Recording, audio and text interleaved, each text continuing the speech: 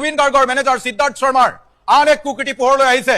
জুবিন গাৰ্গৰ ধন লুণ্ঠনৰ চাঞ্চল্যকৰ তথ্য এইবাৰ আমি আপোনালোকক জনাইছো। মেনেজাৰ সিদ্ধাৰ্থ শৰ্মাই লুটিছিল লক্ষ লক্ষ টকা। আপুনি শুনি আচৰিত হ'ব, মেনেজাৰ সিদ্ধাৰ্থ শৰ্মাই ৰোগীৰ বাবে আগবঢ়োৱা ধনৰো আত্মসাৎ কৰিছিল। ৰোগীৰ চিকিৎসাৰ নামত জুবিন গাৰ্গে দিয়া ধন আত্মসাৎ কৰিছিল মেনেজাৰ সিদ্ধাৰ্থ শৰ্মাই। এই মুহূৰ্তৰ গুৰুত্বপূৰ্ণ আপডেট জনাইছো। ৰোগীৰ চিকিৎসাৰ নামত দিয়া ধনৰ কমিশ্যন লৈছিল সম্প্ৰতি জেলত থকা মেনেজাৰ সিদ্ধাৰ্থ শৰ্মাই। জিএমচিএইচত 288 জন ৰোগীৰ চিকিৎসা কৰিছিল জুবিন গাৰ্গে। যি মহানুভৱতাৰে জুবিন গাৰ্গে চিকিৎসা সেৱা আগবঢ়াইছিল, সেই চিকিৎসা সেৱা আগবঢ়োৱা ৰোগীৰ পৰা 10ৰ পৰা 15,000 টকাকৈ আত্মসাৎ কৰিছিল সিদ্ধাৰ্থ শৰ্মাই।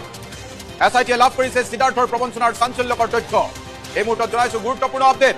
জিএমচিএইচৰ ৱাৰ্ড বয় দীপু কৰ্মকাৰে এই তথ্য যোগান ধৰিছে SITক, এটা ফাইল যোগান ধৰিছে SITক। 2010ৰ পৰা 2025 বৰ্ষলৈ লুণ্ঠন চলাইছিল সিদ্ধাৰ্থে।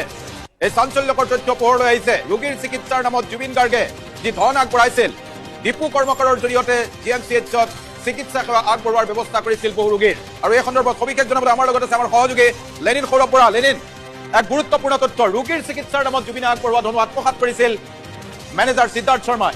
হয়, অতি দুখজনক খবৰ এইটো। আচলতে সিদ্ধাৰ্থ শৰ্মাই যি জুবিন গাৰ্গৰ আমি জুবিন গাৰ্গৰ সন্দৰ্ভত বিশেষকৈ সিদ্ধাৰ্থ শৰ্মাৰ বহুকেইটা অভিযোগ আছে। কেৱল ৰোগীক সহায়ৰ বাবে জুবিন গাৰ্গে যি ধন আগবঢ়াইছিল সেয়াই নহয়, বা বিহু কমিটিসমূহৰ পৰাও ধন আত্মসাৎ কৰাৰ অভিযোগ আছে। আৰু বিশেষকৈ শেহতীয়াকৈ যিটো কৰ্মকাণ্ড ইতিমধ্যে পোহৰলৈ আহিছে, দীপু কৰ্মকাৰে যিটো কথা ইতিমধ্যে পোহৰলৈ আনিলে, সেই কথা আপোনালোকে ভাবি আচৰিত হ'ব যে 288 জন ৰোগীক সহায় কৰিবৰ বাবে দীপু কৰ্মকাৰৰ জৰিয়তে জুবিন গাৰ্গে কিছু ধন আগবঢ়াইছিল, কিন্তু সেই ধনৰ পৰাও কমিশ্যন লৈছিল সিদ্ধাৰ্থ শৰ্মাই।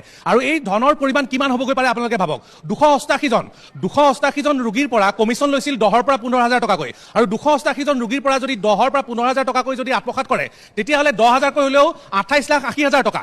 28,80,000 টকা। আৰু যদি 15,000কৈ যদি হয়, তেতিয়াহ'লে প্ৰায় 43,20,000 টকা আত্মসাৎ কৰিছে জুবিন গাৰ্গে জিএমচিএইচত, অৰ্থাৎ গুৱাহাটী চিকিৎসা মহাবিদ্যালয়ত বিভিন্ন অসহায়জনক আৰ্তজনক জুবিন গাৰ্গে সহায় কৰে।